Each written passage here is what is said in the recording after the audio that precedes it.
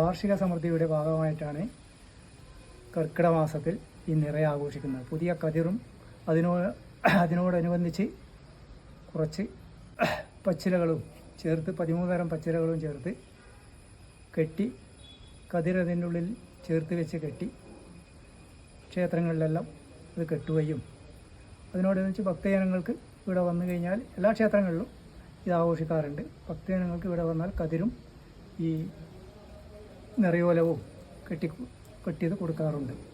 അതിനോടനുബന്ധിച്ചുള്ള ഒരു ഭാഗമായിട്ടാണ് ഇവിടെയും ഇത് ചെയ്യുന്നത്. കർക്കിടകം ഈ പ്രാവശ്യത്തെ നിറ കർക്കിടകം 22-ാം തീയതി വ്യാഴാഴ്ച രാവിലെ 8 മണിക്കും 9 മണിക്കുള്ള മുഹൂർത്തത്തിൽ തുടങ്ങുന്നതാണ്.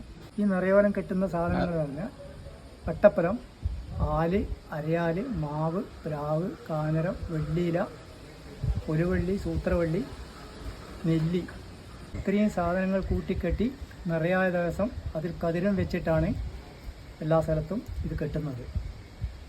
ക്ഷേത്രത്തിൻ്റെ ഉള്ളിലും പരിസര പ്രദേശങ്ങളിലും നാഗത്തിലും കിണറിലും പന്നാരപ്പുഴയിലും എല്ലാ സ്ഥലത്തും കെട്ടുന്നത്.